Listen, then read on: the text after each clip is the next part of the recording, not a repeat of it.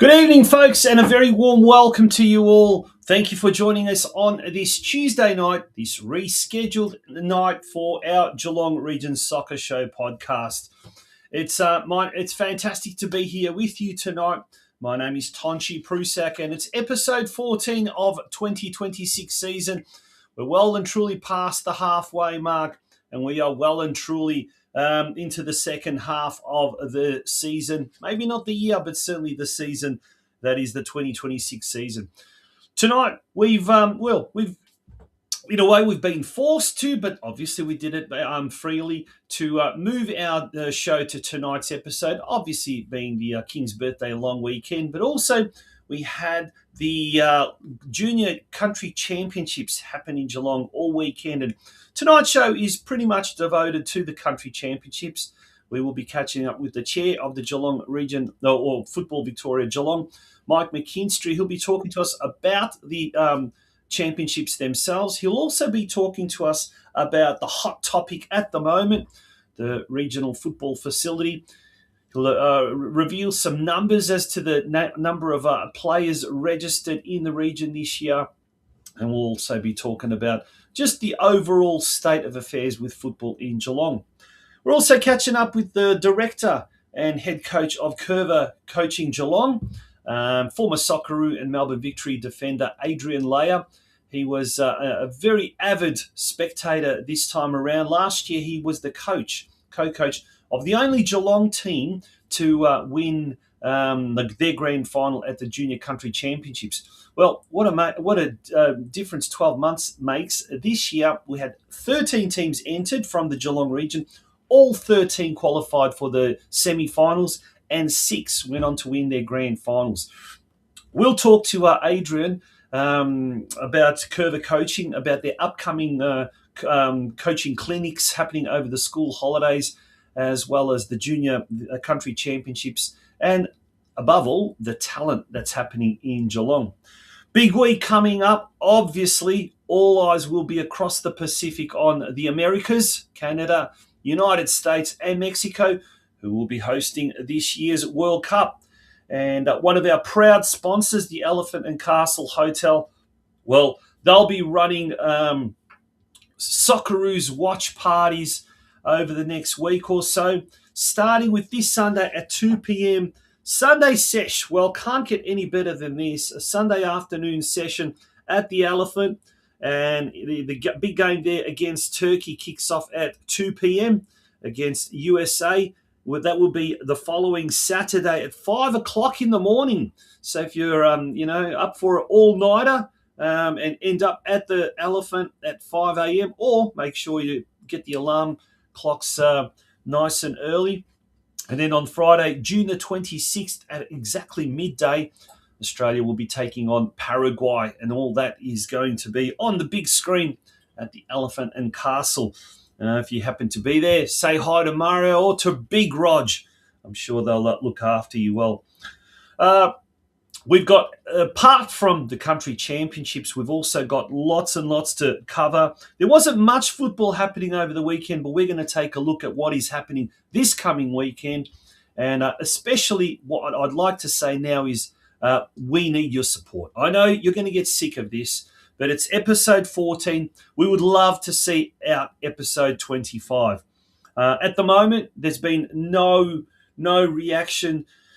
No concrete reaction to my plea from last week, asking businesses, clubs to jump on board and support the Geelong Region Soccer Show podcast, the one true medium that is giving football some form of publicity, some form of space here in Geelong. I know you're going to get sick of me saying this, but at the moment, we've got enough to last us maybe 18 episodes. So after tonight, we've got 4 more episodes to run of the Geelong Region Soccer Show podcast this year. That is, folks, unless we get the support of the Geelong football community. Something to think about as we have our, a couple of words from one of our major business advertising sponsors, the Elephant and Castle, and Furphy and Curva Coaching Geelong are our business advertising sponsors for tonight. So we thank them and we thank all the businesses that have supported us so far this year. Could be only 4 more episodes to go this year. Over to you, Geelong football community.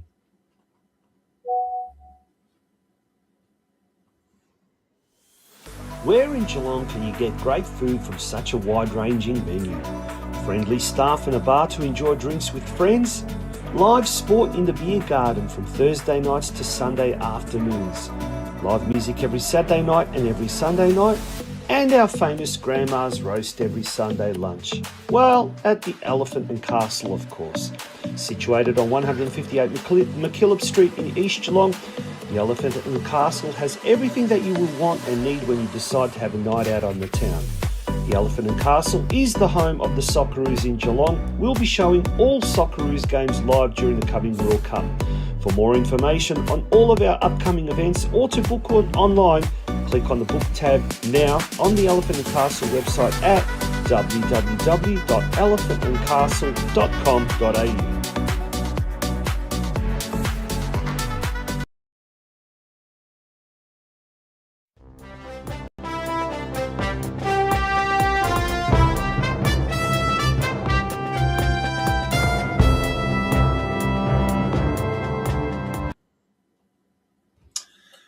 And welcome back to the Geelong Region Soccer Show. Time for the news desk. Now, over the weekend, we only had 2 games. One was a men's State League 5 catch-up game.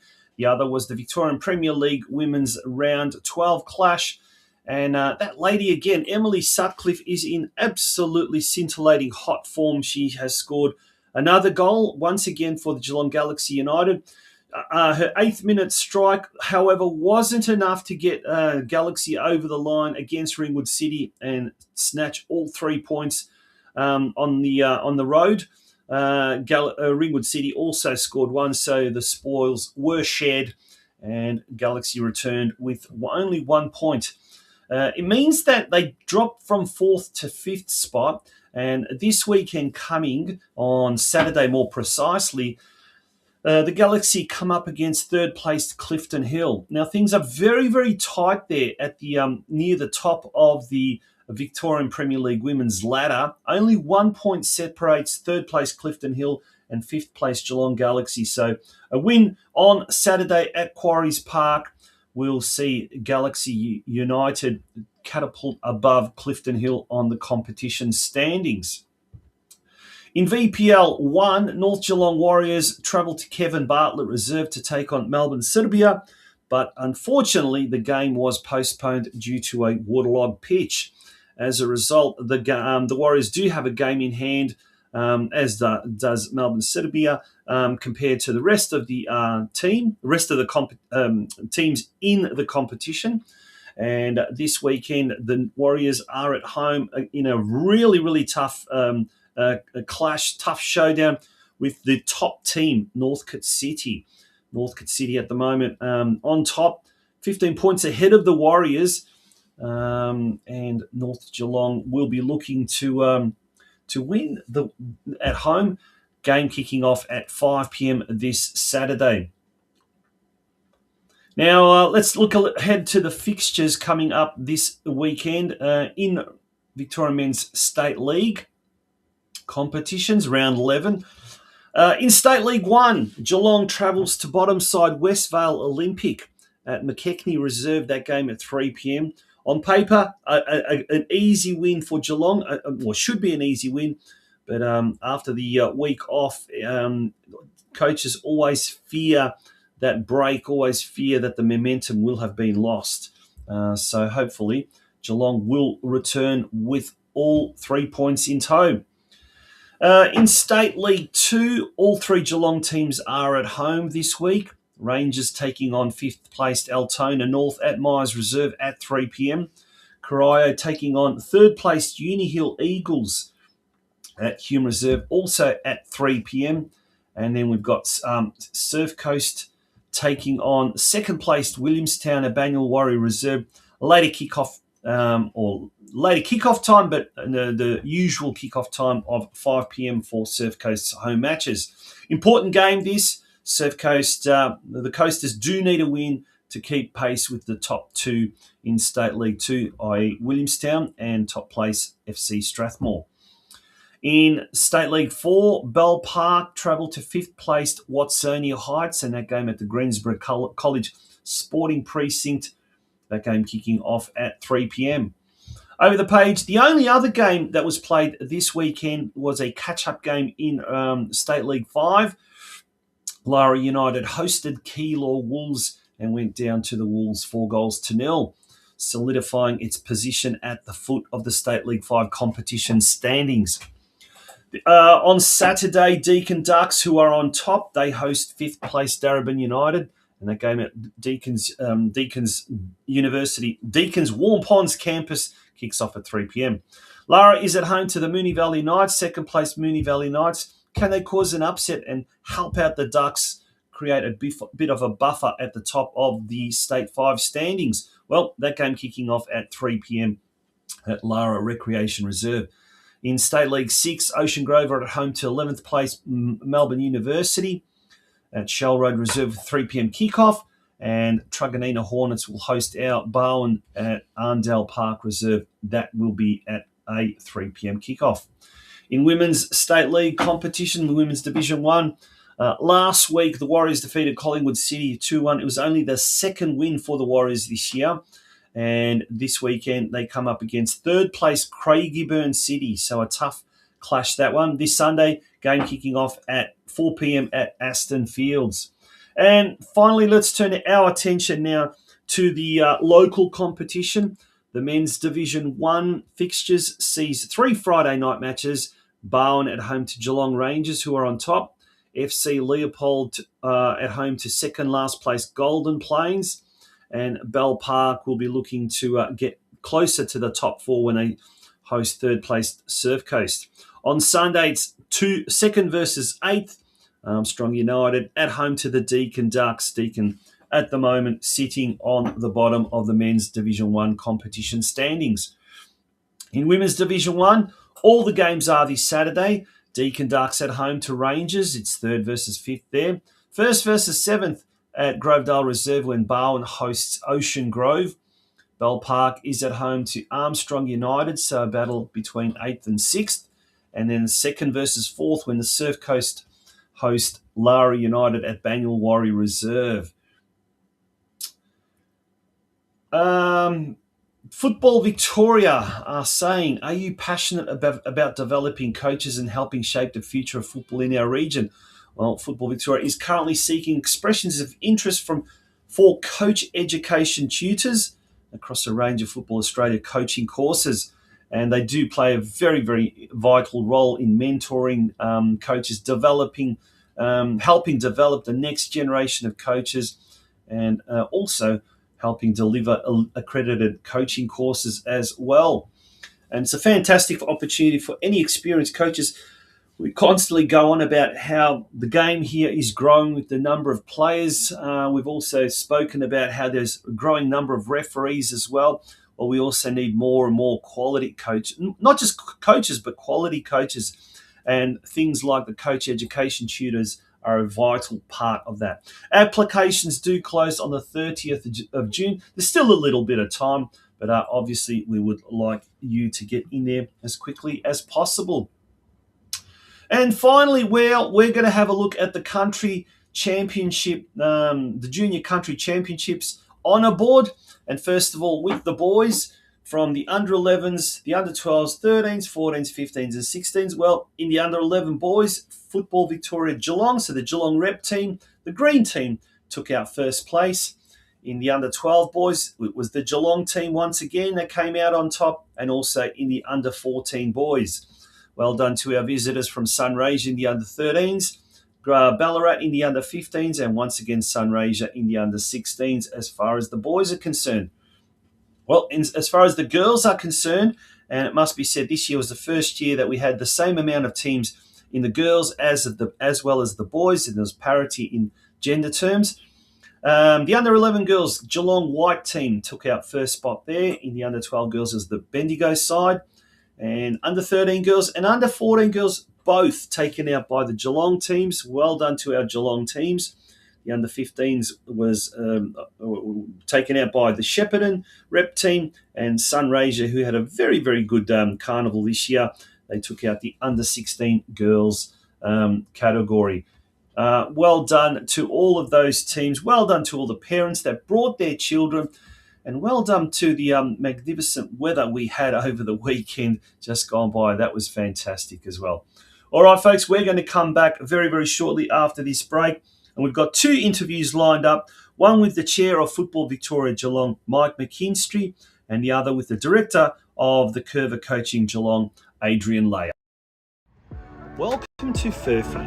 You've known us previously as Geelong Galvanising. For over 30 years, our team has specialised in delivering high-quality surface finishes for steel installations and products in the construction, landscaping and engineering industries. That's not changing. What is changing? We're making things more official.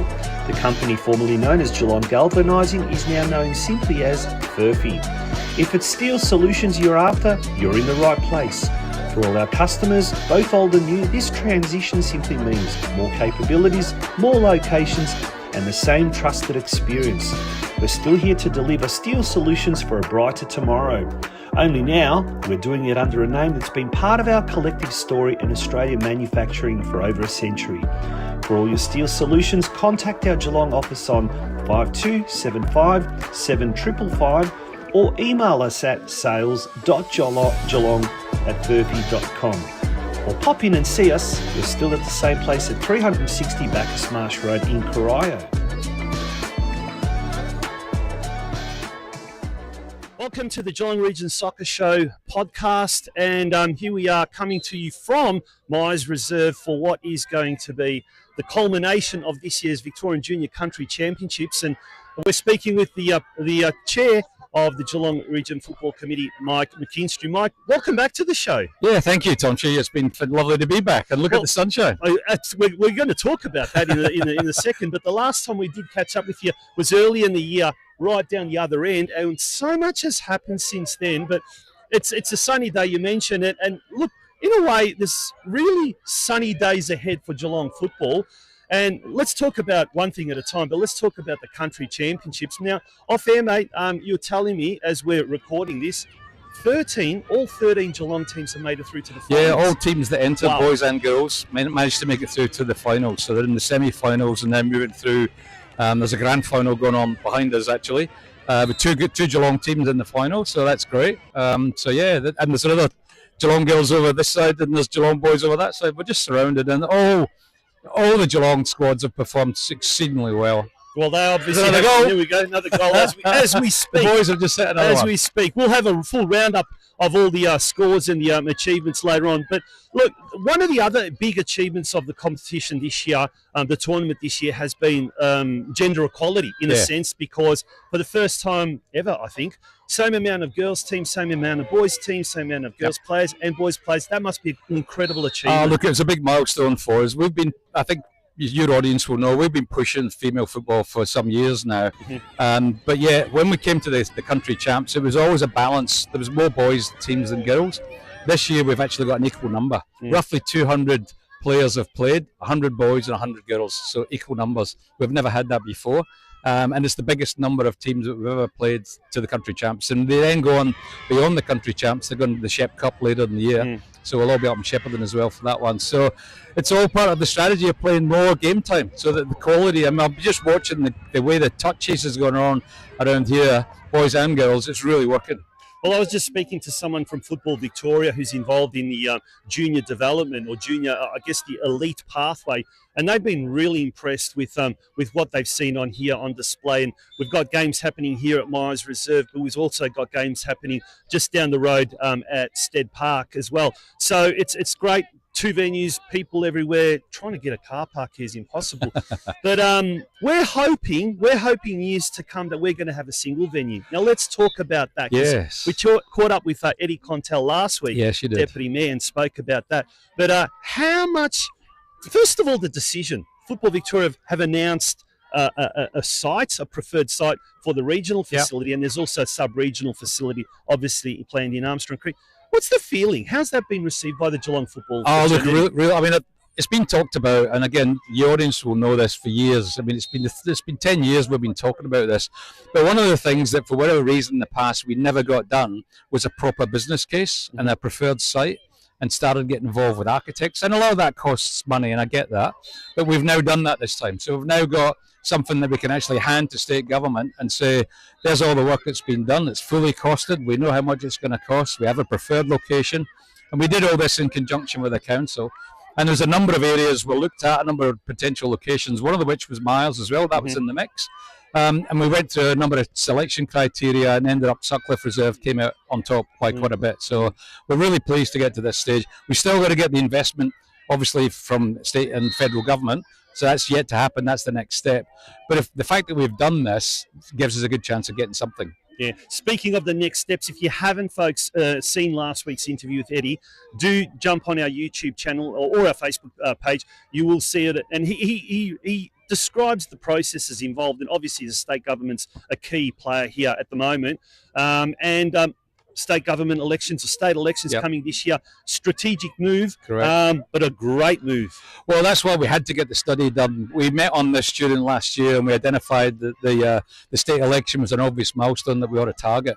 So between Football Geelong and Football Victoria, we've had a team of people working on this since last year. We met with Richard Miles, for example. We met all together with the Mayor, Ella George. Eddie's been incredibly supportive, as is Anthony Aitken. So we've had great support. Christine Cousins has been involved. There's some really great support here. And I think people now realise, if you look at all the other areas that we've talked about, Ballarat's got a regional facility, Bendigo's got one, Albury-Wodonga, Shepparton, Gippsland's getting one at the moment. You don't need any more numbers about participation. You look at this, we're holding it over 2 venues. I would love to have hosted it in one. And we could really showcase Geelong, you know. And we are doing a great job in showcasing it over the 2 locations, but I'm working up a lot of fuel going between the 2. Yeah. It would be great for all the families to come to one location. And I guess the vibrancy of the situation, I mean, it's great. It's a beautiful day. There's people I think there's 4 fields here in full use, so it's great. But to have it in one complex where I know, speaking from personal experience, go to Bendigo when it's the boys FC or girls FC tournaments, it's amazing. It is incredible, and the bars and the food trucks and all of that, hopefully down the track. But let's talk numbers. Let's talk about the country champs at the moment. Do we kind of have a rough idea of how many players are here, maybe how many parents, spectators, and possibly also what kind of cash injections for the local economy? There we go. Another one reaches the look, I mean, the players this year is the biggest that there's been in the country champs. It's just under 1,300, I believe.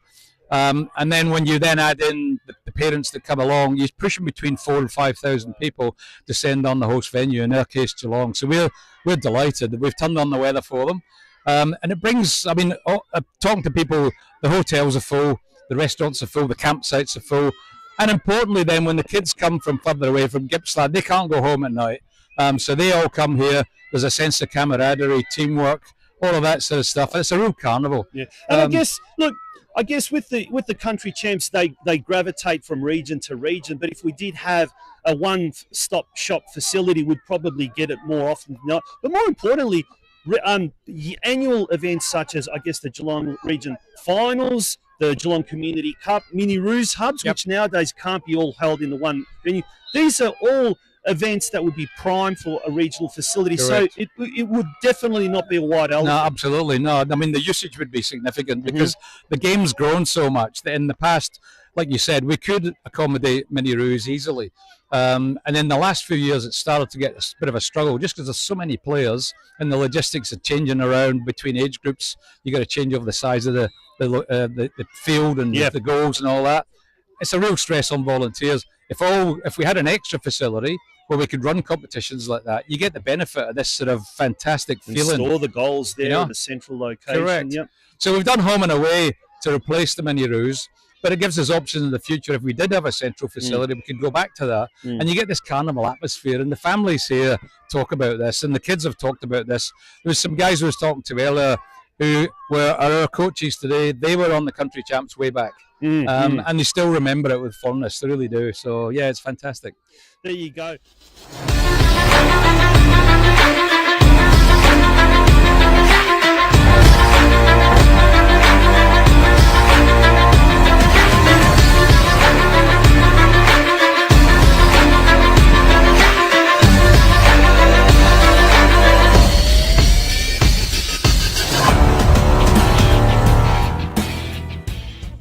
We're talking with Mike McKinstry, the chair of the Geelong Region Football Committee, about the regional facility, and we're also talking about the country championships as well. But when we've been talking about numbers, but since the last time we spoke to you, Mike, you alluded to the fact that it was likely going to be a record-breaking year, and I think you've come out in one of the local media and said it has been an astounding year as far as registrations. Yeah, it has. Do we have kind of numbers or? Well, the latest numbers is about 7,500. Wow.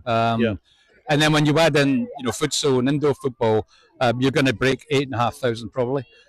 So we're pushing towards 10,000. And if you think, you'll remember from your days when you were heavily involved with FV, we were still around, 5,000. So we're not quite double yet, but hey, we've come a long way. And obviously, part of that has been the growth in the female game, which is just amazing. Yeah. Correct me if I'm wrong, but I think from memory, around about in 2015, which is only 10, 11 years ago, the numbers were about 2,800 registered players in the Geelong region. Now we've tripled that. Yeah. We've tripled that in such a short time. It is amazing. And I guess this year in particular, we've been blessed with, the Women's Asian Cup earlier in the year, the Women's Asian Cup cricket, and now we're about to start the Men's World Cup. Yeah. What a great year to have two massive events, and obviously there's going to be a flow-on effect for football. Yeah. How are we as a region placed for that? Look, I think we're really well placed, but on the other hand, we're now beginning to see, no surprise, as it grows, there's pain points. And a number of the clubs, unfortunately, are at a point where, in some cases, they're even turning players away who want to register and play, and they just can't accommodate them for various reasons. Sometimes that's lack of volunteers.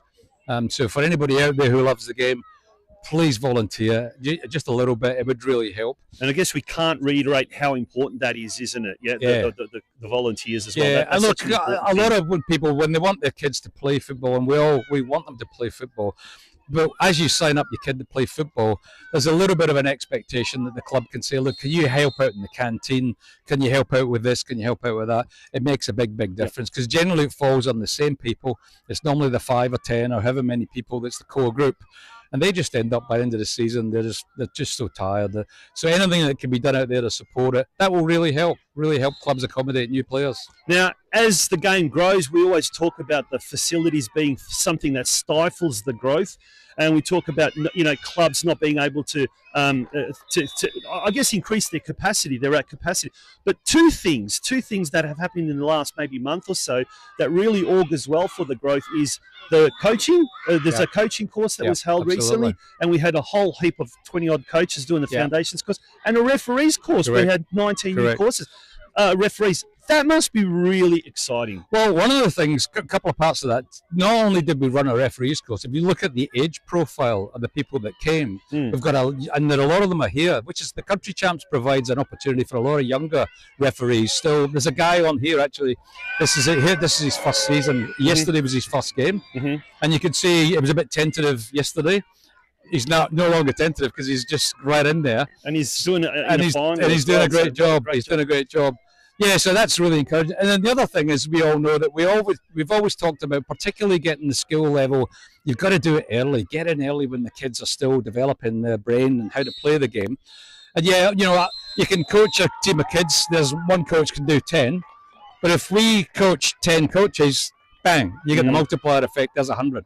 So all of a sudden, what we're starting to see, and it comes through here, particularly the Country Champs and the rep squads, the quality of the game. The one touch with some of the younger lads and under 10s and under 11s this morning, I couldn't believe it. I mean, and a few years ago, they wouldn't do that. It was just banging at the old style ball. They'd bang the ball down the field. Now they're placing it. They've run. They're actually lifting the head up and looking around, laying it off on the outside of the boot, all that sort of stuff, which are skills that if you can teach them early on, the quality of the game in Geelong is just going to continue to improve, and that's what we all want. Yeah, and I guess the great thing about the Country Championships and the representative teams that we've got for Geelong, they're now not just the Country Champs, they now play pre-season tournaments, post-season tournaments, but then we're also seeing the rise of the NPL teams, we're also seeing the rise of the CPL and the Metro A-League teams. So I guess what I'm trying to say is, as we're growing as a football region, there's something there for everyone, isn't it, at all levels? There is. Oh, look, I've used in the past that analogy about, the IT analogy. You talk about a lot of focus is on the hardware, which is facilities and pitches. Don't get me wrong, that's absolutely core. However, you've also got to focus on what I call the software. A brand new computer with no bloody software on it is not any good. So we've got to be focused on skills, we've got to be focused on coaching, but we've also got to be focusing on values. One of the things we've been very hot on here in the Country Champs is if someone gets a little bit of a mouth on them, we sort of self-correct, I overstepped the mark there. And that's also an important thing because we're trying to teach leadership to young kids. And if one of the coaches gets a bit overheated, the kids, that rubs off on the kids. Thankfully, we're seeing less and less of that. It used to be quite prevalent in the Country Champs because, particularly today's the finals day, this is when people get a little bit of the red line fever in their head because they want to win. And we've got to balance that by, at the end of the day, it's not the World Cup. This is kids soccer and they want to enjoy it.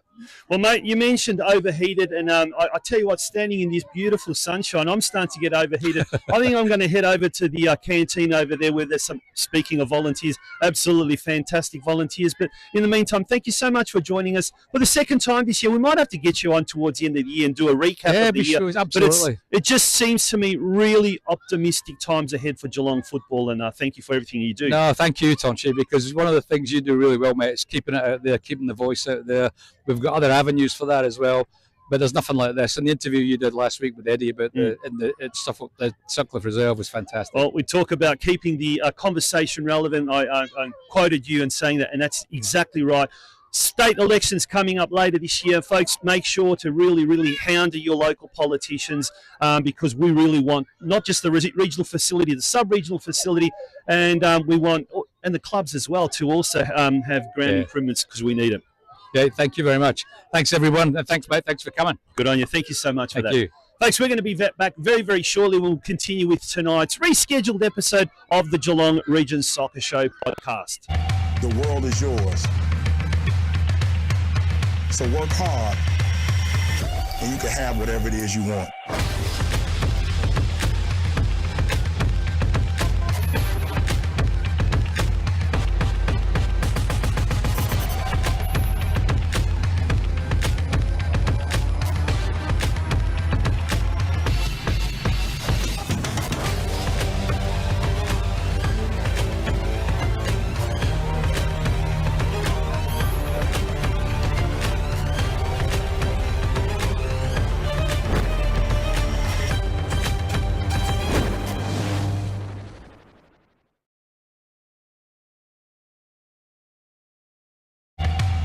is yours. So work hard, and you can have whatever it is you want.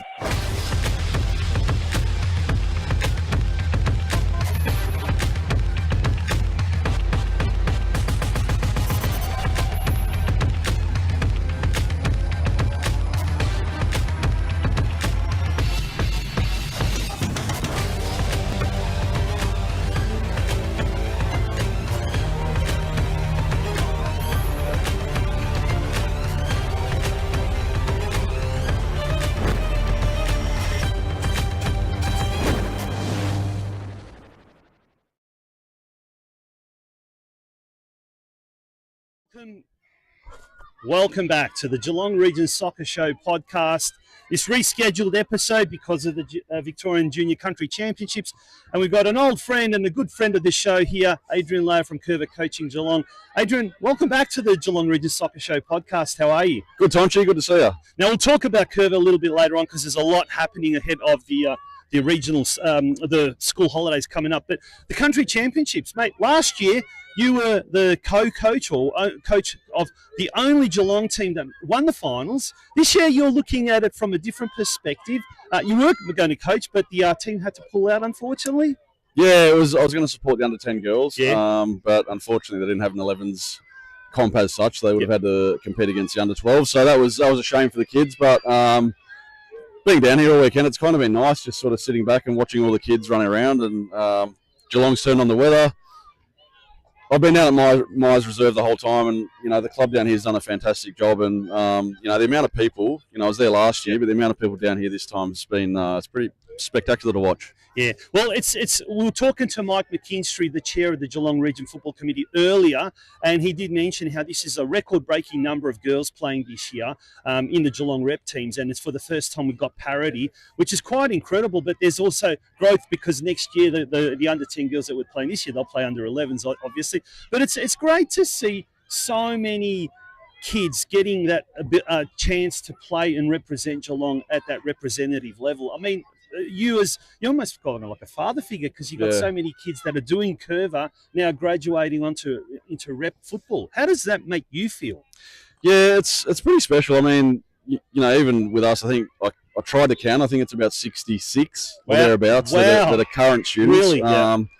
But even more, there's more kids who are former students as well. So even seeing them out there is awesome. So yeah, I do come down here. It is you do have proud moments. I just watched the under-11 boys semi-final, and two of our boys scored the goal to go from 2-1 down to 2-all and a 3-2 winner. Fantastic. Yeah. So that was epic to see. So yeah, it's nice, and I try and say to the kids, like, you have memories for this for the rest of your life. Like I played in this when I was 14 years old, played for Geelong, still friends with, teammates who I had then, and it's a special time. Speaking of friends, how good is it you come here, you see, it's like the old days when my son used to play Mini-Roos hubs, and every Sunday was like this carnival atmosphere, and you run into people you probably haven't seen for a while, but it's that, I guess that's what makes the Geelong football community even more special, moments and occasions like these that get everyone together. Yeah, I think one of the things that I've enjoyed the most is the amount of teammates of the kids. Like, they're not necessarily in the teams, but they're all coming down. Their families are down. They're supporting the boys and girls that are out there. So just seeing the amount of familiar faces around, supporting the game. And as you said, we exist for the community. Yep. Yes, we want our kids to be the best that they can. But to see so many people around here supporting kids, playing sport, being active and healthy, that's that's at the end of the day the most important thing. Yeah, I'm flicking my head over there because there's a penalty shootout happening just behind us, and there's another Geelong versus Geelong extra time game happening over there. There's another game about to kick off. It's just happening. It's just incredible. And getting back to, I guess, the opportunities that the kids today are getting now. You've obviously coached a lot of kids that have moved on to the NPL level, by their boys or girls. These days we've got the CPL as well, Surf Coast and North Geelong, and also the Metro A for Rangers here and Surf Coast. So the opportunities are now starting to become quite plentiful, isn't it, for kids who want to go that extra level or the next step? Yeah, I think something like this, particularly for the Geelong region, and having, Football Victoria representatives here for the weekend, also for them, it lets them see how strong the region is going and how well we're doing. And every single 13 of the teams made the finals. In the girls, for example, there's one NPL team. I think we need more for the region. Yeah. And there's, there are clubs there who I think are ready for it. So hopefully Football Victoria look at this and go, you know what, Geelong's doing a really, really good job. Yeah. What can we do to support Geelong? Yeah. What can we do to support the kids that are coming through the programs? The big conversation, a topic at the moment is a regional facility and a sub-regional facility in Armstrong Creek and a regional facility up here in the northern suburbs. How important is having a headquarters or a facility such as that provides 5-6 playing fields, meeting rooms, change rooms, fantastic change rooms? How important do you think is that to take the region as a whole to the next level as far as elite pathways, but also getting more and more of these type of events happening? Yeah, I think it's really important, and I think you see the growth in the game, over the last 5 years. It's been huge. The Men's World Cup's, a week away. Yeah. We're going to see another boost next year, 100%.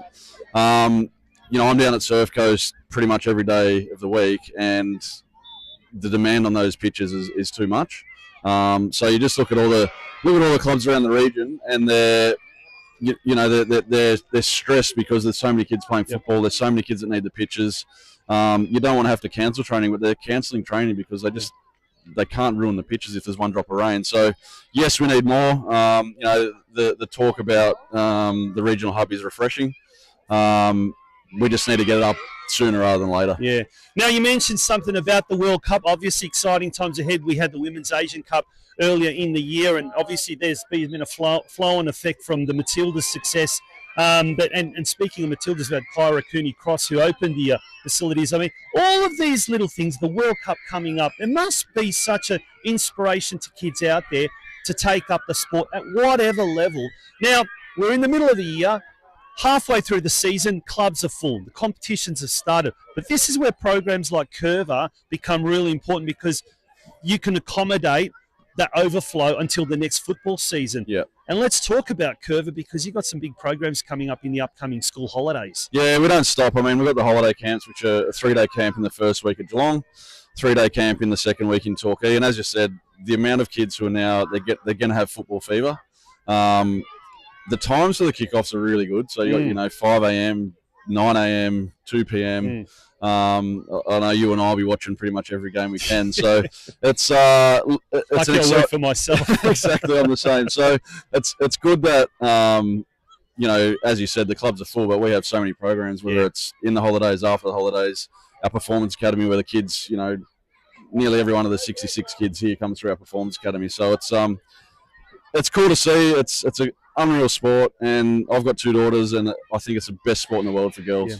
Now, you're lucky, and I'm lucky in that we kind of, make our living from the sport, or at least parts of the sport. But does it kind of get you excited, the fact that we're turning the sport also, not just the sport, but an industry? There's a lot of people that are kind of, whether it be in the media, whether it be in coaching, whether it be in administration, but there's becoming more and more of a scope for people to actually make a living out of football. All right, professional footballers aside, but it seems to me that with this growth, you need more and more people to kind of manage that growth and realise that opportunity. Yeah. Does that kind of excite you as a business owner in the football industry, so to speak? One of the proudest things for me is being able to give full-time work to young boys and girls.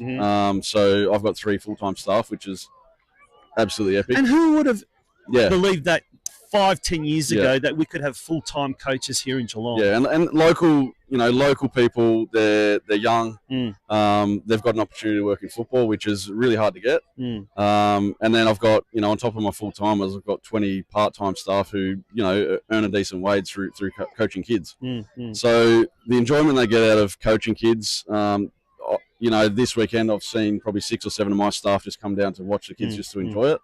But then to be able to, as you said, earn a living from this game is something fantastic. that you'd otherwise do voluntarily and happily. That to me is the incredible thing. Yeah. But I guess as it grows and you've got more and more of an appetite, does it become harder and harder to manage?